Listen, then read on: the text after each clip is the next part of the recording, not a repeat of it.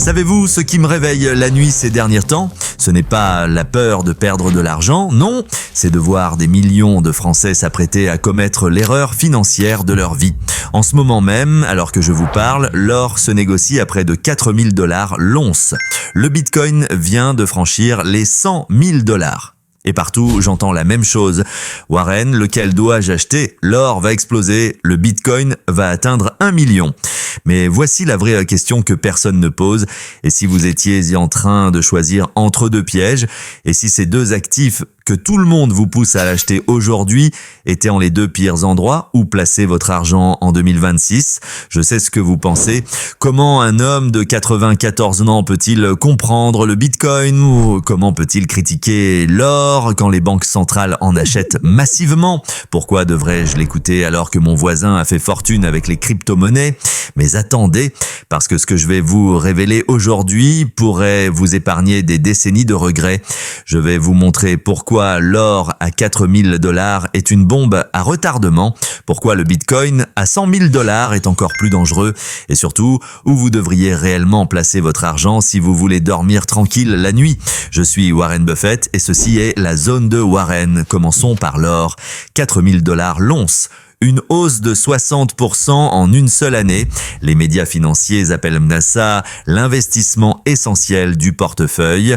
Les grandes banques comme JP Morgan et Goldman Sachs prédisent 4 500 voire 5 000 $ l'année prochaine. Les banques centrales du monde entier achètent de l'or comme si demain n'existait pas. Plus de 900 tonnes rien qu'en 2025. Impressionnant, n'est-ce pas ? Sauf que j'ai déjà vu ce film 2 fois et croyez-moi, ça ne se termine jamais bien. En 1980, l'or a atteint 850 $ l'once.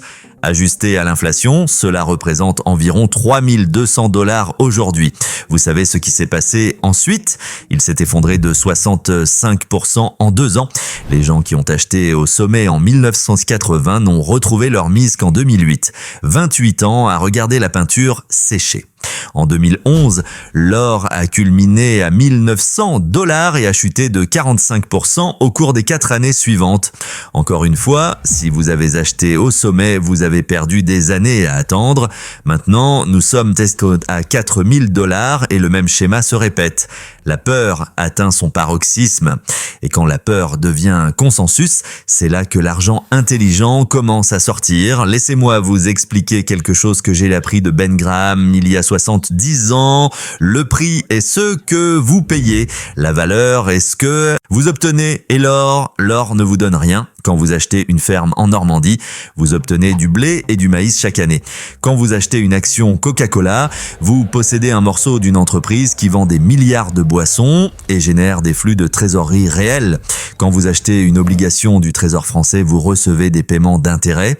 Mais quand vous achetez une once d'or, vous avez toujours une once d'or dans 10 ans. Elle ne grandit pas, elle ne produit rien, elle reste là à vous regarder. Écoutez-moi bien, tout l'or jamais extrait dans l'histoire de l'humanité, chaque alliance, chaque pièce, chaque lingot à Fort Knox formerait un cube d'environ 20 mètres, 1 mètre de côté, à peu près la taille d'un terrain de baseball. Aux prix actuels, ce cube vaut environ 19 000 milliards de $. Pour ces mêmes 19 000 milliards, vous pourriez acheter toutes les terres agricoles de France, 60 millions d'hectares, produisant 200 milliards de $ de récolte chaque année. Vous pourriez acheter les 20 entreprises les plus rentables d'Europe, générant des centaines de milliards de bénéfices annuels, et il vous resterait encore des milliards pour un café. Que choisiriez-vous ? Le cube inerte qui ne produit rien ou les actifs productifs qui composent la richesse année après année ? Mais voici ce qui se passe vraiment en 2025. L'or ne monte pas à cause de sa valeur intrinsèque. Il n'en a aucune. Il monte parce que les gens ont peur. Et quand les gens ont peur, ils font des choses irrationnelles. Ils ont peur de l'inflation, même si elle diminue depuis ses pics de 2022. Ils ont peur des tensions géopolitiques, même si nous en avons eu pendant des décennies. Ils ont peur de l'impression monétaire des banques centrales, même si la Fed a resserré sa politique. La peur était rentable jusqu'à ce qu'elle ne le soit plus. Regardez les données du World Gold Council. La demande d'investissement a alimenté cette hausse. Les avoirs en ETF ont explosé. Le positionnement sur les contrats à terme a atteint des niveaux records. Les banques centrales ont ajouté 444 tonnes rien que dans les 8 premiers mois de 2025. Mais voici le problème avec les rallyes portés par l'élan. Ils fonctionnent parfaitement jusqu'à ce qu'ils ne fonctionnent plus. Laissez-moi vous poser une question. Qui reste-t-il à acheter quand JP Morgan, Goldman Sachs, Deutsche Bank et tous les experts de la planète s'accordent à dire que l'or va atteindre 5000 $? Et maintenant, parlons du Bitcoin, 100 000 $. Certains disent qu'il atteindra 1 million. Michael Saylor a mis 60 milliards de dollars de son entreprise dans le Bitcoin. BlackRock, le plus grand gestionnaire d'actifs au monde avec 10 000 milliards sous gestion, propose désormais des ETF Bitcoin. Ce ne sont pas des parieurs imprudents. Alors pourquoi suis-je toujours sceptique ? Parce que le Bitcoin a le même problème fondamental que l'or, mais en pire. Au moins, l'or a 5000 ans d'histoire comme réserve de valeur. Le Bitcoin a 15 ans et une volatilité qui peut vous ruiner du jour au lendemain. Les partisans du Bitcoin vous parleront de sa rareté. 20 et 1 million de pièces maximum. Personne ne peut en imprimer davantage. Ils vous parleront de la technologie blockchain, de la décentralisation, de l'or numérique. Mais laissez-moi vous poser la même question que pour l'or. Que produit le Bitcoin ? Rien, zéro. Il reste là, il ne fabrique rien, il ne fournit aucun service, il n'innove pas, il n'emploie pas de travailleurs créant de la valeur. Vous achetez du Bitcoin aujourd'hui à 100 000 $ en espérant que demain, le mois prochain ou l'année prochaine, quelqu'un vous paiera 110 000, 200 000 ou 1 million pour cela. Mais le Bitcoin lui-même n'a pas généré un centime de valeur dans l'intervalle. C'est ce que j'ai essayé d'expliquer lors de notre Assemblée des actionnaires de 2022 quand j'ai dit que je ne paierais pas 25 $ pour tout le Bitcoin du monde. Les gens ont mal compris. Ils pensaient que je disais que le Bitcoin irait à zéro. Ce n'est pas ce que je voulais dire. Ce que je voulais dire, c'est qu'est-ce que je ferais avec. Je devrais vous le revendre pour réaliser une quelconque valeur parce que le Bitcoin lui-même ne produit rien. Comparez cela aux terres agricoles. Si vous me proposiez 1% de toutes les terres agricoles de France pour 25 milliards, je vous ferai un chèque cet après-midi.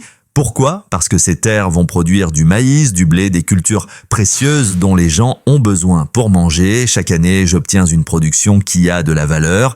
Ou des appartements. Si vous possédez un immeuble d'appartements, les locataires vous paient un loyer chaque mois. C'est un flux de trésorerie. L'immeuble produit des revenus. C'est ce qui en fait un investissement plutôt qu'une spéculation. L'or a le même problème que le Bitcoin. Et j'ai été cohérent à ce sujet pendant des décennies. L'or a quelques usages industriels, certes, mais la plupart des gens achètent de l'or en espérant le revendre plus tard à quelqu'un d'autre pour plus d'argent. Le Bitcoin est de l'or avec une meilleure campagne marketing. Au moins, l'or est reconnu comme réserve de valeur depuis des milliers d'années. Il est joli. Vous pouvez en faire des bijoux et il ne se corrode pas. Le Bitcoin, ce sont des 1 et des 0 dans un ordinateur. Suis-je en train de dire que l'or va chuter à 0 ? Non.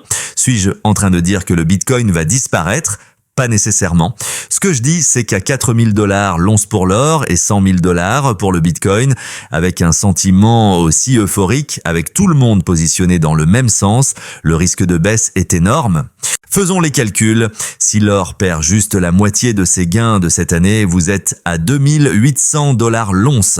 S'il suit le schéma de 1980 ou 2011, vous pourriez voir 2200 ou moins. C'est une baisse potentielle de 40 à 45% par rapport au niveau actuel. Et les gens qui vont le plus souffrir, pas les institutions.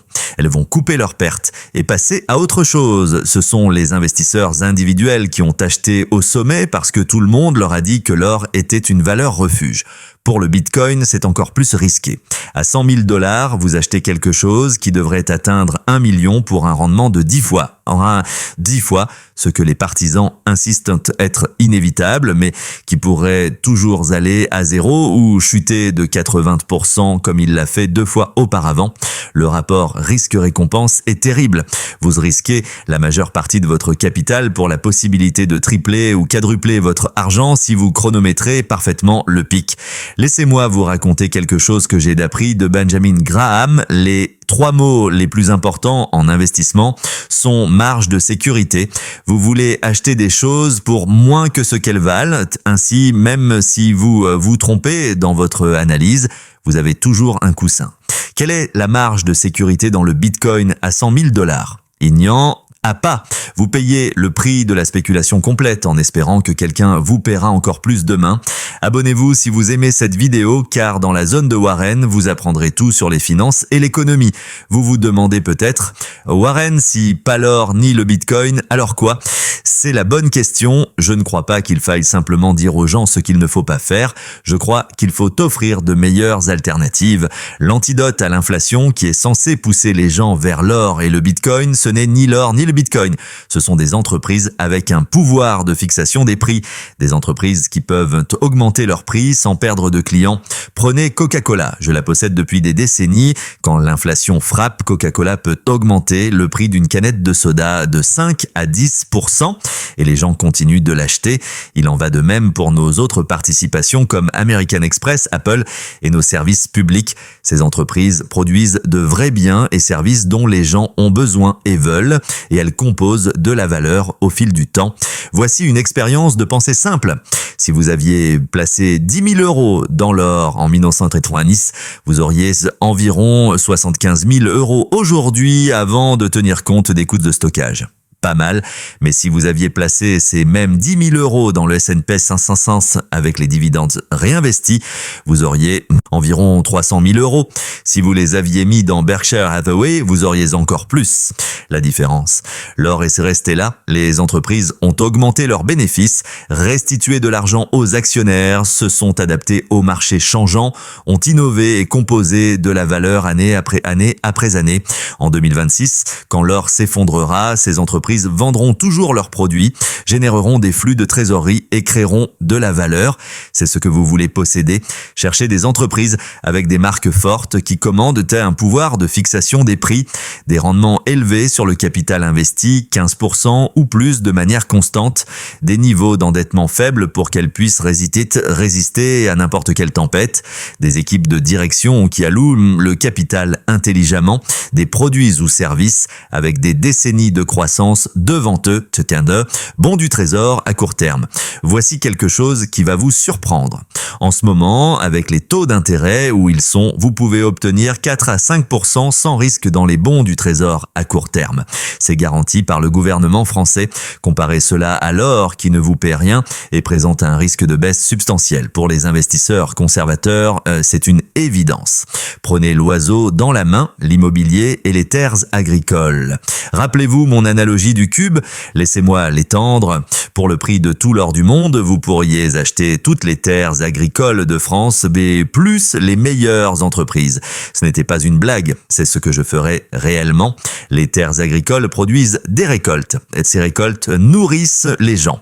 Tant que les humains ont besoin de manger, et la dernière fois que j'ai vérifié, c'est le cas, les terres agricoles ont de la valeur. Les mêmes terres agricoles qui produisaient du maïs en 1950 produisent plus de maïs aujourd'hui grâce à de meilleures techniques, de meilleures semences et de meilleurs engrais. C'est un actif productif. L'or ne produisait rien en 1950 et il ne produit rien aujourd'hui. Même once, même rien. Si vous cherchez une protection contre l'inflation, des terres agricoles de haute qualité en France sont un choix largement supérieur à l'or. Vous obtenez un revenu locatif des agriculteurs, vous obtenez une appréciation à mesure que la demande alimentaire mondiale augmente, vous obtenez un actif tangible qui a une véritable utilité. Votre propre entreprise ou vos compétences. Voici le meilleur investissement que la plupart des gens peuvent faire. Investissez en vous-même.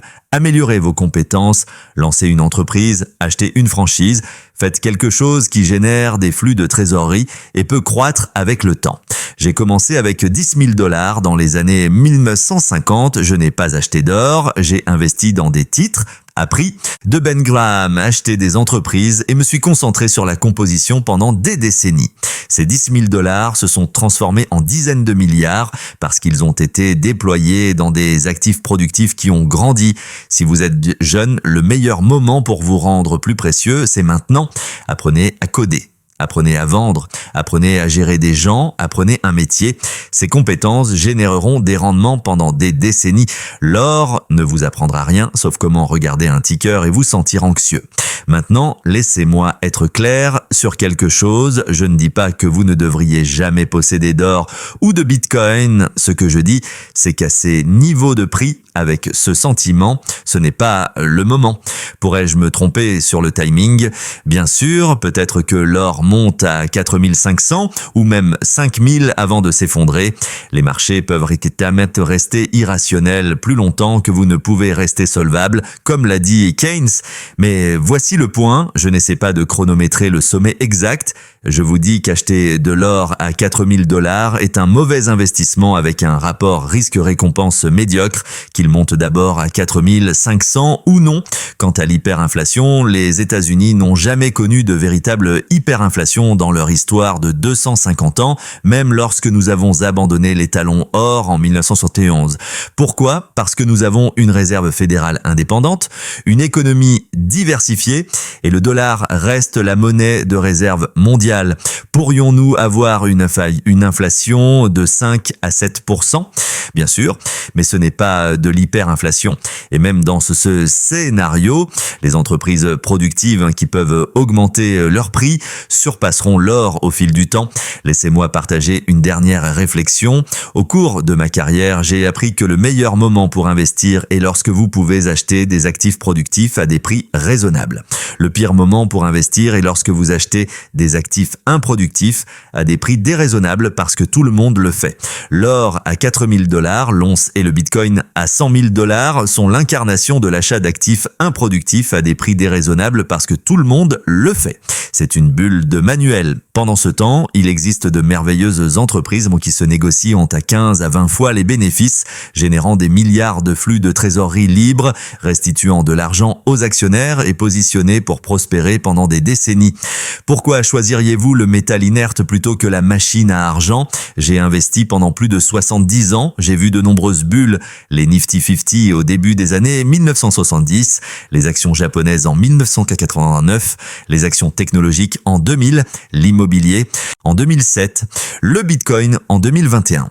Elles avaient toutes les mêmes caractéristiques, des augmentations de prix paraboliques déconnectées des fondamentaux, un sentiment haussier universel et un rejet des sceptiques, des récits de nouveaux paradigmes expliquant pourquoi l'évaluation traditionnelle ne s'applique pas, une implication tardive des investisseurs particuliers, un crack inévitable et douloureux. L'or et le Bitcoin en 2025 cochent toutes ces cases. Le crack arrive. La seule question est exactement quand et à quel point il sera sévère.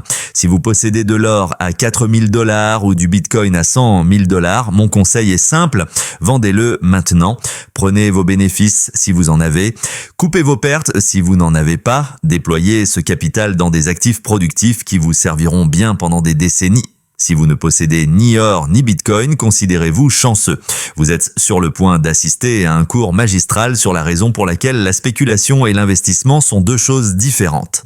L'histoire des marchés est l'histoire de la peur et de la cupidité oscillant entre les extrêmes.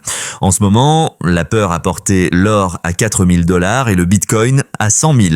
Mais la peur est une thèse d'investissement terrible parce que la peur finit par s'apaiser. Quand c'est le cas, les prix s'effondrent. J'ai appris quelque chose de Ben Graham qui m'a bien servi pendant 70 ans. À court terme, le marché, c'est une machine à voter. À long terme, c'est une balance. En ce moment, les votes sont pour l'or et le Bitcoin. Tout le monde vote pour eux parce que tout le monde vote pour eux. Mais finalement, le marché pèse les actifs en fonction de ce qu'ils produisent réellement. Et l'or et le Bitcoin ne produisent rien. La balance va être brutale pour leurs détenteurs. Abonnez-vous si vous avez aimé cette vidéo. Voici ce que je veux que vous compreniez. Il ne s'agit pas d'avoir raison ou tort sur l'or ou le Bitcoin, il s'agit du coût d'opportunité. Chaque euro que vous avez dans l'or à 4000 $ ou dans le Bitcoin à 100 000 $ est un euro que vous n'avez pas dans des actifs productifs. Au fil du temps, ce coût d'opportunité se compose en sommes énormes. Si l'or ne bouge pas pendant les 10 prochaines années, reste simplement stable à 4000 $, vous avez fait un rendement zéro, tandis que les actifs productifs se composent à 7 à 10% par an. Ce n'est pas une petite différence, c'est la différence entre 100 000 € devenant 100 000 € ou 250 000 €. C'est la différence entre une retraite confortable et une retraite magnifique. Je veux que vous vous posiez une question. Quelle histoire allez-vous vous raconter en 2027 quand l'or sera à 2200 et que le S&P 500 sera 20% plus haut? Allez-vous dire, eh bien, Warren Buffett m'a prévenu, mais je n'ai pas écouté? Ou allez-vous dire, j'ai reconnu la bulle, j'ai vendu près du sommet et j'ai déployé mon capital dans des actifs productifs. Le choix vous appartient, mais la fenêtre se ferme. L'or à 4000 $ et le bitcoin à 100 000 $ sont des cadeaux, pas pour les acheteurs, mais pour les vendeurs. J'ai vécu 94 ans et d'innombrables cycles de marché. J'ai vu des bulles gonfler et éclater. J'ai fait des erreurs et j'ai fait de bons choix.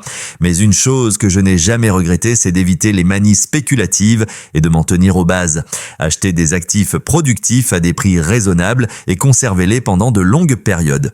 Cette stratégie ennuyeuse m'a plutôt bien servi. Elle vous servira bien aussi. Quand vous êtes tenté d'acheter de l'or parce que tout le monde dit qu'il va atteindre 5000 $ ou du bitcoin parce qu'il va atteindre 1 million, souvenez-vous de ceci. La foule a généralement raison pendant la tendance et tort aux deux extrémités. Nous sommes à la fin. L'argent intelligent se positionne déjà pour la sortie. Ne soyez pas la personne qui tient le sac vide quand la musique s'arrête. Soyez la personne qui a reconnu la bulle, agit rationnellement et déployé du capital là où il pourrait réellement croître. Votre futur moi vous remerciera. Prenez soin de votre argent. Votre avenir financier en dépend.